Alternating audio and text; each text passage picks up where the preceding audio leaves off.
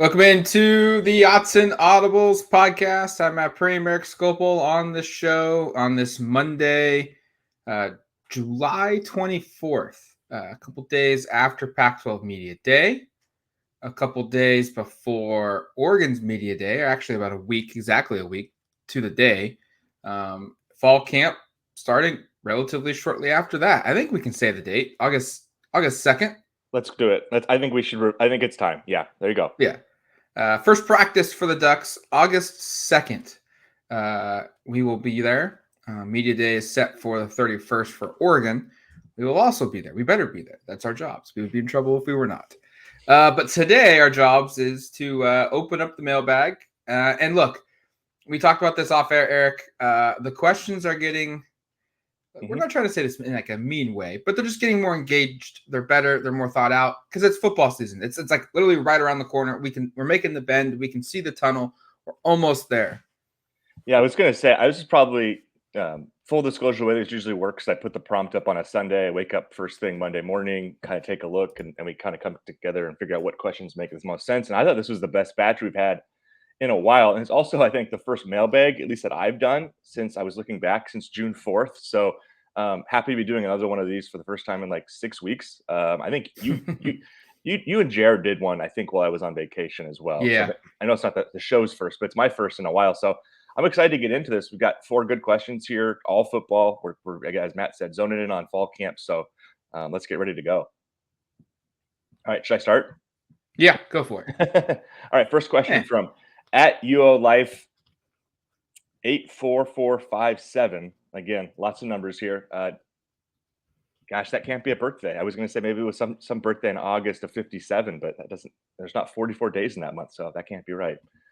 Anyway, his question: most underrated position group on the team, or position group that will surprise this season? Hashtag Autzen Audibles. Thanks for using the hashtag. I believe all of our question askers used it. That really is helpful for finding it when we're going through this. So I'm going to start here.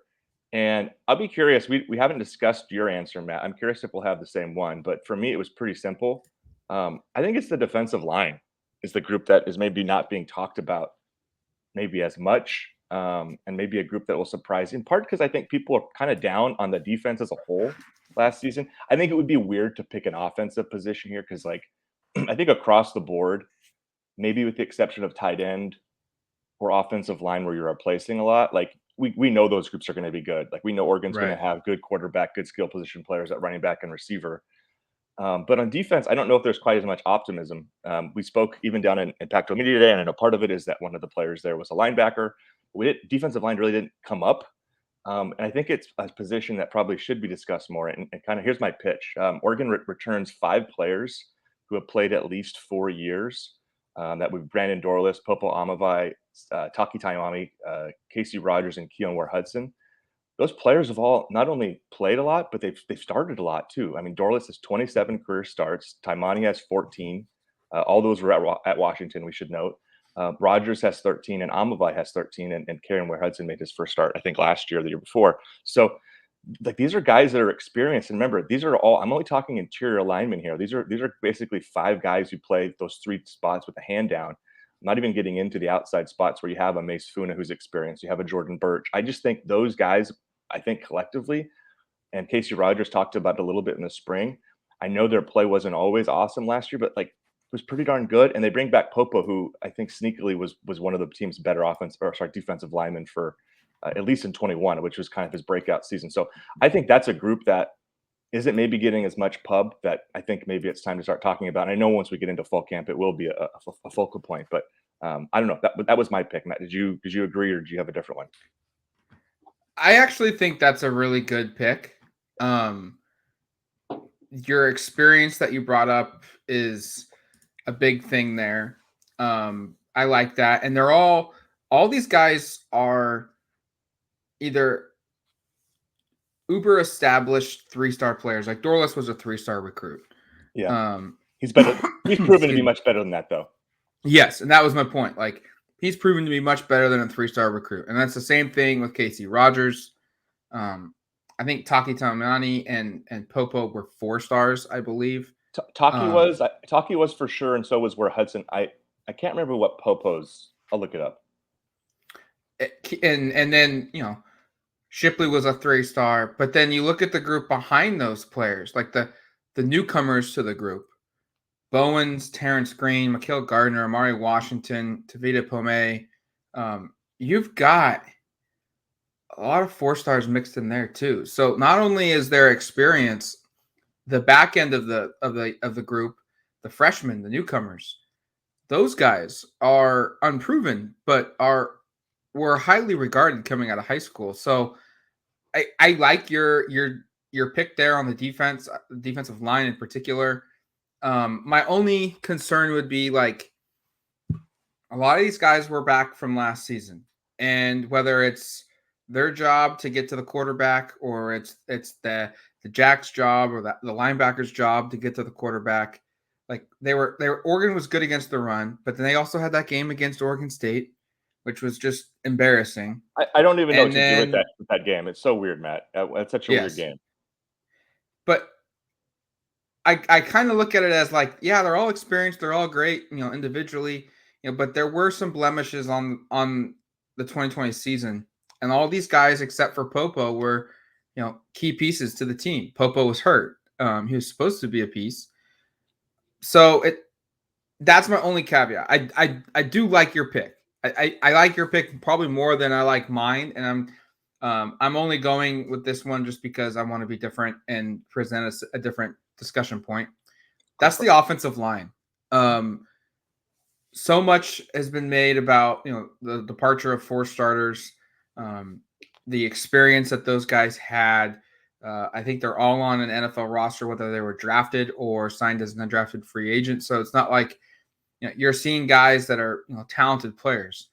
But I look at this group and say, okay, well, they've added 3 players via the transfer portal who were starters at their previous school. Johnny Cornelius at Rhode Island, one of the best offensive line portal players this offseason. Junior Engelau. Now, he missed last season because of a knee injury, but he started the 2 or 3 previous seasons before that. And then they made an addition post-spring football in Nishad Strother from Eastern Carolina. A 3-year starter, if I remember correctly. So they've added 3 guys with starting experience. Stephen Jones is back, who is in his 6th year of football, has started more than a handful of games. I don't know his stats off the top of my head, but I want to say it's like near 20 in his career for the Ducks. Jackson Powers Johnson's got a handful of starts, and then Marcus Harper last season started 7 or 8 games. And now we're just getting to Josh Connerly Jr., the 5-star who played in every game last season for Oregon off the bench, who's maybe the most talented of this entire group. I think the offensive line could have some bumps in the road the first month of the season. But once they kind of get themselves positioned and they kind of get they feel out what works, what doesn't work, who works where best, I think this unit could skyrocket up in production. And by the end of the year, we're talking about, wow, like they're only going to lose Stephen Jones to graduation and maybe Junior Angelau to graduation as well. This could be a unit that could maybe be in line for the best in the country in 2024. Now that's a big leap to make, but just look at the pieces that are back, that have extra years of eligibility. I think this offensive line is going to be one at the end of the year that we're going to say, wow, they were a lot better than expected. And, they've got a lot of experience, just like you talked about, even though it's not experience necessarily at Oregon. Right. No, I think I looked it up. Stephen Jones, 17 career starts. That's a good amount. That puts you right in the kind of the heart of what I have in the defensive line in terms of experience. I was also told it's Junior Angelau by Nate Kruger. Angelau. Yeah, so we have to Angelau. And there's a couple other ones that he informed me on that I'm not sure I'm remembering. I know Connor Sueli, however Dan pronounced it is right. I just can't remember how he pronounced it. But yeah, no, I think that's another really good pick. I mean, I think the trenches is always really important. Oregon fans know that from who was the previous head coach here. And along the offensive line, I'm with Matt. Like I've long been kind of drumming hey, this is a group that doesn't have much experience at Oregon, as Matt said. They're replacing essentially 4 starters from last year. With a couple of guys there that were really, really good key pieces for a long time. I think Alex Forsyth is one of the better offensive linemen just in terms of a leadership perspective we've seen come through here. And it's going to take some time, like we've talked about before, for Jackson. We assume that'll probably be who fills in at center to kind of get his feet under him. But yeah, no, I think it's a good group, and it's also a group with quite a bit of depth. Like, we're still not sure exactly like how does the Angalau, Harper, Strother group fit in, if assuming JPJ is the center and Stephen Jones, we can throw him in there. Like, the guard position seem kind of up in the air. And the good news is whoever ends up winning those jobs will be guys that have started before at this level. So yeah, and I think those are good picks. I'll be curious to hear from listeners if there are other positions that they feel strongly about as options here too. But I thought defensively, I thought the D line was pretty clearly the best pick. And then offensively, yeah, I think O line, and you'd have to get kind of creative to make a case for the tight end position, but you could maybe say that there's just not a lot of confidence and that Terrence Ferguson's going to be really good and it's all going to be short up. But yeah, I'd probably pick offensive line too. All right. And Popo Amavai, 3-star recruit at high school. 3-star recruit. I thought he was a 4 at one point. Maybe it was really close. Yeah. He was, the composite was like probably, he's like very, very close to being a low 4-star. Okay. Next question from at K3L3R, probably at Keller. Do you expect any freshmen on the defensive line to get a start this year, or defense in general? Hashtag Autzen Audibles. I don't, especially along the defensive line. I know there's a ton of guys there, and I guess if we're including Mateo as a defensive lineman, as more of an edge player, and maybe, and I think that'll be something to see in fall. Does he put his hand down? Like, what's his versatility? Maybe he would have a shot, but man, I just ran through it. There's a lot of guys that are going to be ahead of these true freshmen on the roster, and it would be incredible if these true freshmen are just better than a lot of these names. But teenagers typically aren't going to be more physically developed, especially on the trenches, to outplay guys who are, like Amavai's probably 24, 23. Taimani and Rogers and Dorless are all 22, 23 probably as well. So I just think you're probably kind of setting yourself and your expectations up for a letdown if you think a bunch of these true freshmen are going to play a ton over these veteran guys. I looked at this last year's class as a huge success and a huge win for 24 and beyond, not as much for 23. And I think that can actually be a kind of a good thing, because you give these guys, a lot of them will probably redshirt, which saves you some time. I know with the portal, that stuff doesn't really matter as much, but a year hopefully spent in understanding that it's going to be development under a bunch of veteran guys, I think can be really beneficial. And then again, as you look up in 24, like Amavai is gone, Rogers is gone. I think Taimani's eligibility runs out. Dorless's eligibility runs out. I think where Hudson's the only one of those guys who's for sure has eligibility and that he could, well, I shouldn't say for sure, but who seems likely to want to use it in 24. Like, you could see a bunch of the guys that we're going to be talking about in this 23 class be starters or pushing to start in 24. But I just think I think we're a year early for that. Do you agree, Matt, or do you have a guy or two that you really think are going to start? And one thing I wanted to say before we even get into that, Oregon started 0 freshmen last year. Yes. So it's not like there's a track record of that happening under Dan, at least not yet. I think first my question becomes, okay, do we count the jack position as a defensive lineman? Right. That was the question I asked before. Because if we do, then maybe Birch gets a game where maybe he gets nicked up, maybe he gets a targeting call or something, and he can't play the first half of a game, or maybe it's against a Hawaii or Portland State. Maybe he suffers some kind of fall camp thing where it's like, hey, like, we don't need him the first week of the season. Sure. Just keep him healthy for Texas Tech. And that enters the door for Mateo to maybe get into the mix at the jack position. Or maybe a Tatum Tuioti. I don't know. Or maybe a Blake Purchase. I don't know. But grand scheme of things, no. I don't think any freshmen start along the defensive line.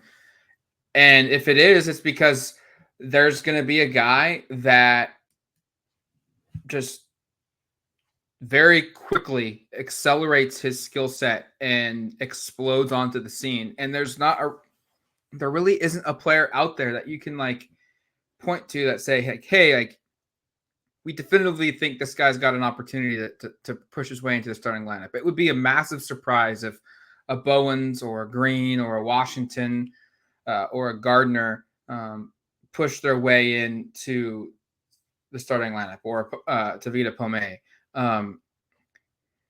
I just don't think, like you said it best, like the 2023 recruiting class was a success for the 2024 season and beyond. And that's not to say that these guys aren't going to be good football players. It's just the path just isn't there. And that's kind of what you want. You want these freshmen to arrive where there really isn't a clear-cut path to play. And if one or two of these guys do emerge where it's like, hey, we got to get him on the field. We can't keep him off the bench. That's only a positive thing. What you don't want, if you're a program like Oregon, where you're trying to get to the college football playoff, you're trying to win a conference championship, you're trying to make the national championship game and to win it, you don't want a clear-cut path at a position group for a true freshman to show up and just instantly you just say, like, he's playing, he's starting, he has to play. Because that means the position group he's joining isn't good. You know, it's okay for a true freshman to earn a starting spot. That's totally fine. But you don't want a situation where it's just automatic that a guy, you know, is a true freshman and he's pretty much got the starting job locked up. He just doesn't have to lose it during fall camp. You don't want that situation because that means your position group isn't very good. Oregon has elevated itself as a program to where it used to be like, you better, you know, if you're a 5-star and you're coming to Oregon, you better be playing right away because you should be that much better than everybody else. Oregon's roster is better now, and that's not the case. You'll get true freshmen every now and then, but you've basically got to be a caliber of a Justin Herbert or a Penei Sewell to start, or Kayvon Thibodeau to start as a true freshman, which basically means you got to be a top 10 NFL draft pick or you know, future first round draft pick on this roster to play. And I just don't think they have a true freshman that fits that criteria right now. Well, and here's the other thing. Last year they had Josh Connerly, and guess what? He didn't start a single game because Oregon brought back a lot of veterans on its offensive line, much like they bring back a lot of veterans on their defensive line. So I'm not down at all on Oregon's defensive line group. I'm like really excited to watch them. And in fact, like when fall camp kicks off here in a week or so, 10 days, I think, it's going to be one of the groups I'm watching the most, assuming we get some access to watch them. Right. To the second part, other guys, you mentioned Mateo. I agree. He's probably the number one name here. I think Cole Martin, based on spring, is another one to throw in here. And I guess if I was going to pick somebody else, I'd toss in one of the true freshman corners that just arrived with Pleasant. Austin or Pleasant. Yeah, one of those two maybe. But no, I wouldn't be stunned at all if it's another year where none of these guys start. And if they do start, it's like a spot start here or there. Matt kind of outlined like maybe there's a targeting call that pushes a guy into a starting lineup for a game where the player suspended for that first half. But I don't see like a super clear path here. And again, maybe I'm overreading or reading too much, I should say, into last year. But like the little history we have with Dan and first year players is he's been a little bit more cautious, at least, or at least the result has been true freshmen haven't started. And really, even last year, true freshmen didn't play a lot. There was about 5 guys who avoided redshirt years, and only a couple of them were really, you know, guys who played 8 or more games. So yeah, I would lean probably nobody gets a start, and if they do, it's one of those 2 guys in a spot start situation. Yeah, it's gonna be a hard pressed to see a freshman move into the starting lineup. I think on either side of the football. There really isn't an offensive lineman's position. There really isn't a receiver opportunity for a freshman to show up and start. Maybe Jurion Dickey on the offensive side of the football if a Hudson or a Tez Johnson or Trayshawn Holden or a Gary Bryant Jr. Just a lot of guys work out. There's just a lot of guys. Yeah, that's a lot of scenarios where it just doesn't work out. I think Kenyon Sadiq at tight end is probably the only other one to just acknowledge because it's a shallow position group. But yes, I would be surprised if he's ahead of more than a couple of those guys because they're so much more experienced. Yep. I mean, I think here's a question real quick, Eric. I give you Kenyon Sadiq and Mateo or you get every other freshman Hmm. on the team to start one game. Which one are you picking?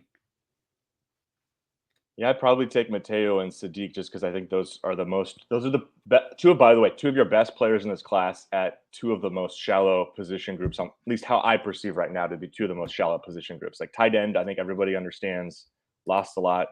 He has a real chance to play quite a bit there. I don't know if he'll start though, because Ferguson's the undoubted starter. If they go two tight ends, I'm gonna guess. I mean, maybe there'll be a certain package where they want to kind of flank him out there, but again, even if he's playing kind of more of a receiver position, like he's going to be competing with like a Trayshawn Holden for snaps and that Right. kind of a role. So, yeah, and then like we've already talked about the edge position, that is outside of Jordan Birch and Mace Funa, there's not a whole lot that's been kind of proven there. So, yeah, no, I still take those two, but not feel great about. Yeah, I'm not going to be surprised at all if there's like close to no starts by this freshman class this year. And again, Yes. that's not a bad thing at all. That speaks to the fact that I think there's quite a bit of established talent ahead of them. And that's what I would have picked as well. If I had to pick one of the two options, I would have picked Mateo or Kenyon Sadiq. All right, let's take a quick break. When we come back, we will finish up the second half of the mailbag. Welcome back to the Autzen Audibles Podcast. Matt Prehm, Erik Skopil on the show. 2 questions in, a couple more to go. All right, third question from @Wes_Mantooth1. Great name. How do you see Kyler Casper's role playing at? I was at the spring game and he has great size/hands. Hope to see him get playing time. It kind of speaks to what we were just talking about a moment ago with Jurion Dickey at receiver, right? You know, I know Casper's a redshirt freshman. He's been here a year longer, but I think it's going to be tough for a lot of these guys who don't have proven experience, I think, to leap up the depth chart over some of these guys. Now, I love Casper's. A lot of the things that he's talking about that Wes mentioned here are things I love about Casper too. I mean, I think his physical upside is through the roof. Tall, rangy. He just looks like a big time receiver in terms of his body type. I've also been impressed. Got great hands, like we've mentioned here. He's great around the red zone. He can jump, I think, more than people want to give him credit for. So I think the upside there down the line is super high. But I'm not sold that the upside really comes to play too much this fall, as much as I want to be optimistic about it. But and again, it's not because I don't like the player. I really like the player. It's because I think there's a lot of pretty darn good receivers in Oregon. Whether it was because they weren't confident or sold on some of the younger guys, or if it was just because like, hey, let's just maximize our year with Bo, or if it was just in general, let's just bring in as many good receivers as possible. Went out and added a lot of really highly regarded receivers who, frankly, we're probably going to jump ahead of Casper pretty quickly here, right? I think everybody expects Tez Johnson, Gary Bryant, and Trayshawn Holden to be ahead of Kyler Casper.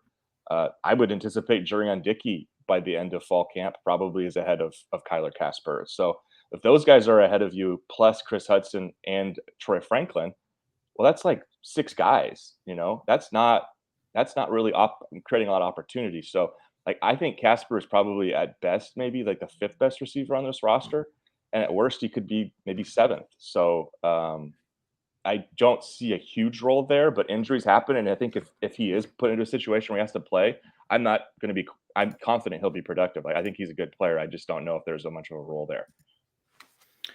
Yeah, I think if Kyle Casper plays in 2023, it's going to be, like he's going to get like 15 offensive snaps or something like that per game. It's not going to be a lot, just because you referenced it when we mentioned Jurion Dickey. Like, he's competing with Dickey to compete over guys like Tez Johnson, Gary Bryant Jr., Chris Hudson, Trayshawn Holden. Josh Delgado played a lot a couple years ago. Now he's been hurt the last season and a half. Right. That's another guy that's got experience. And then on top of that, you've got to factor in, well, what's the tight end situation look like? Does Will Stein want to employ multiple tight end sets where Terrence Ferguson and Kenyon Sadiq, or Terrence Ferguson and Patrick Herbert, or Terrence Ferguson and Casey Kelly are on the field at the same time? Do we see what they did with offensive linemen last year, where sometimes they had 6 offensive linemen on the football field, which takes a spot away from Kyle Casper because it's a receiver's position. There's only so many spots he can play. Everybody can't play every position. Everybody can't play every down. And unfortunately, there's going to be guys like the Jurion Dickies and the guy that was asking the question, Kyle Casper, that it's just going to be hard to get on the field. And if you get on the field with the group that they've got of Troy Franklin, Tez, Chris Hudson, Gary Bryant, Trayshawn Holden, it means you're probably pretty good. I wouldn't be surprised if Kyle Casper finishes the year with 1 to 2 to 3 touchdowns. Maybe he catches 20 balls, over a course of 12, 13, 14 games. That's about 1 catch a game, 1.5 catches a game. Maybe it's 10 to 15 catches. But I also wouldn't be surprised if he finishes the year with 7 catches for 94 yards and a touchdown. Like, yeah, that both of those are very possible. A lot of this depends upon what Oregon does against teams like Portland State and Hawaii and Stanford and Cal. Some of these lower level teams that they're going to play. Colorado.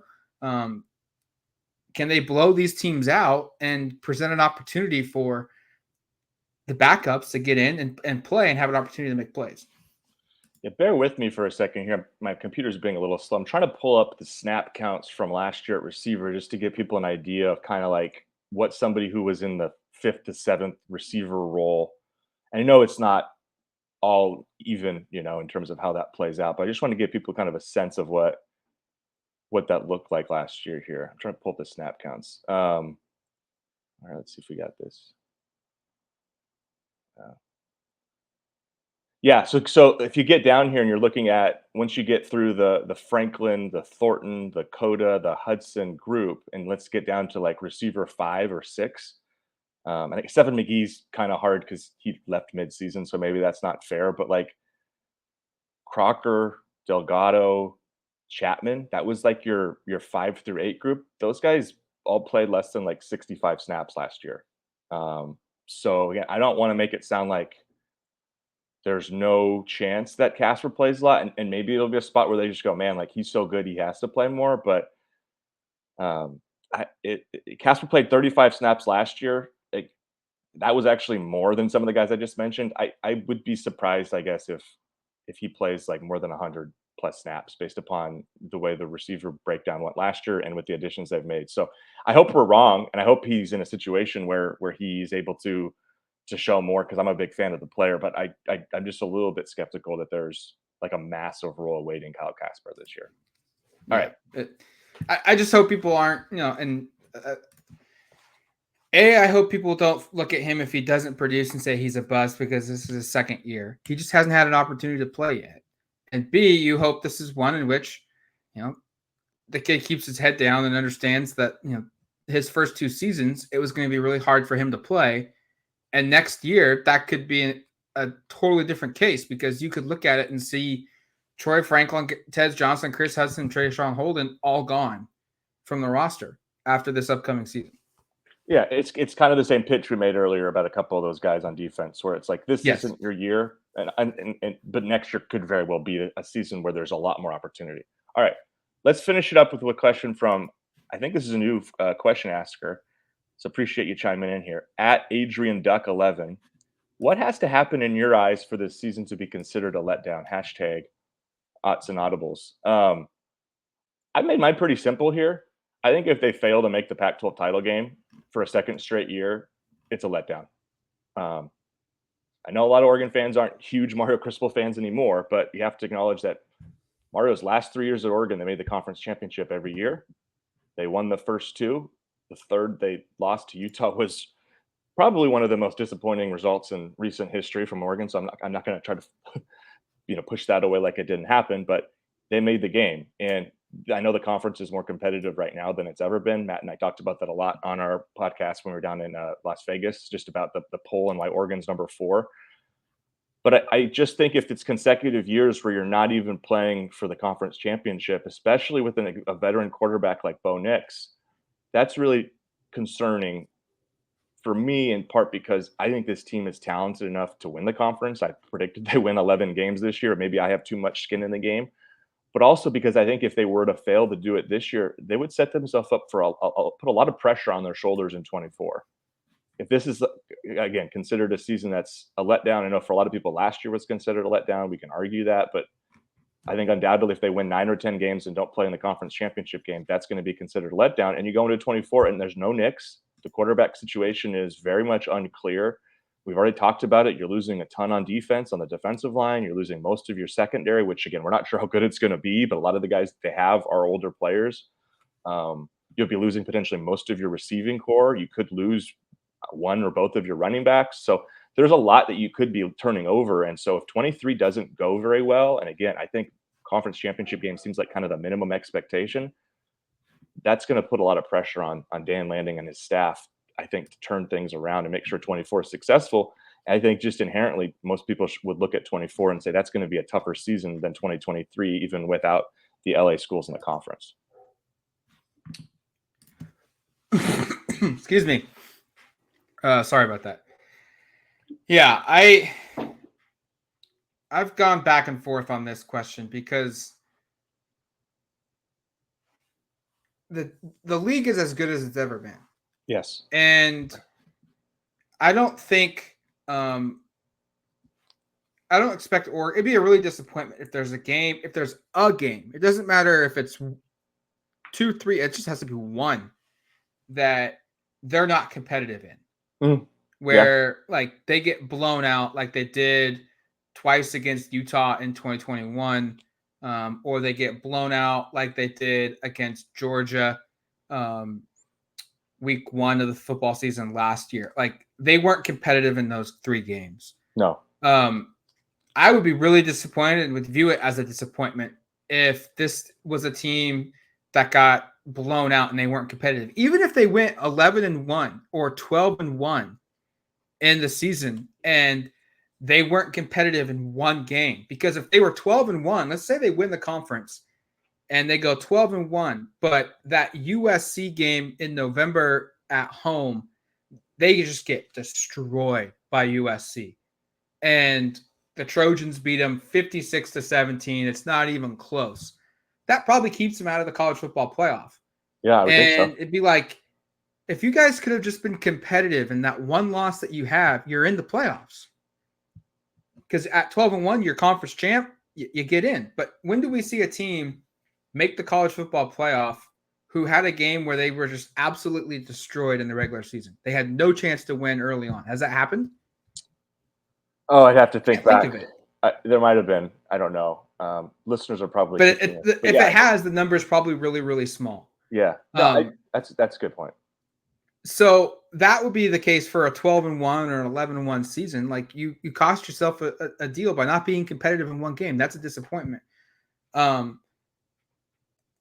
because the league is going to be so good, I think if they lose 2 or 3 games in the regular season, maybe they lose at Texas Tech and they lose 2 conference games, both on the road, and they lose by a field goal, one's a game winner or something like that. Like, I think I could look at it and say, like, it's not the season that you hoped for, but if you look across the conference, the league finished strong. It's got 3 teams in the top 10. It's got a team that made the college football playoff, or it's got 2 teams in the New Year's 6 bowl games. Like, I could tell myself, hey, the league is really good. They won at home.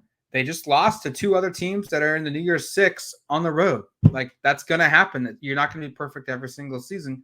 I wouldn't be happy about it if I was a Duck fan, but I also wouldn't call it a disappointment.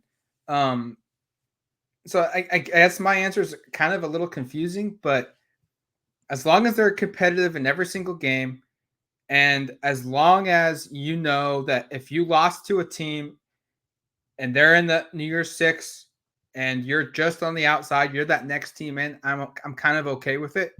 But if you get to that point where it's 3 or 4 or 5 losses and you're not even in contention for the conference championship, or you're not in contention for an elite bowl game, then it's viewed as a disappointment. I would be totally fine if Oregon went 10-2 in the regular season. They lose at Utah and they lose at Washington, and they finish the year 9th in the country, but they don't get to the Rose Bowl, or they don't get to the their at-large New Year's 6 bowl game. Like, hey, you lost to in Washington and Utah. let's say they, one of those two teams wins the league and the other one goes to a New Year's Six. It's like you lost to two elite teams. That's going to happen. You're still an elite team. You're just in a league this year where it's elite and it's special. That I wouldn't view that as a negative season. But if you go 9-3 and you go back to the Holiday Bowl, that's a disappointment. I think another way to look at it, and I think good points, Matt, is the rivalry games with Oregon State and Washington. The fact that they lost both those last year. Yeah, you got to win those. You can't lose both. You definitely can't lose both. And you probably, it would really be great if you could win both of them. I mean, Mario Cristobal, I was just making sure I had the figures right, went 6-1 against Oregon State and Washington. The one loss coming up in Corvallis on that crazy end of game scenario during the COVID season that was Oregon's the last two up in Corvallis in just flummoxing fashion. But regardless, like, you got to start winning these rivalry games, especially when Washington and Oregon State are also competing for conference championships. Like it matters. I think even a little bit more. Obviously, both those programs, it means they're healthier, but you don't want to be the team that loses to your rival the last week of the regular season and that sends them to the conference championship over you. That's not an outcome that you want to get comfortable with. And I know the fan base, a lot of there's fans that would say, shoot, we'd go 2-10. I know this is hyperbolic, but if we beat the two rivals and we beat them soundly, that's a successful year. Because for the fan base, there's going to be a lot of chatter from both the Beaver fans and the Husky fans because they think they have Oregon's number right now. I think you don't want to give them more fodder because, again, I think 24 is going to be a potentially a tougher season. You'd hate to go into that season going, if you're Dan Lanning, we're 0-4 against our rivals. Like, you can't start 0-6 even if you're winning 10 games a year. There's going to be problems. Yeah, I'm on board. Like, got to beat one of those rivals, and it would probably help a little bit if the Ducks went 9-3 this season and weren't in contention for the conference championship, but both games against rivals were victories. Like, that would help with the sting a little bit. That would show progress, even though they had fewer wins than the year before. You could point, but it was only by one, and they beat their two rivals who beat them last year. And one of them was on the road at Washington, and one of them was at home against Oregon State. So, that would be a caveat there, is if you could beat both your rivals, and if you can't beat both, you got to win one. That's a good requirement, Eric. You got to beat one of your two rivals. You have to. Yeah. So for me, I'll sum it up. I'll combine them.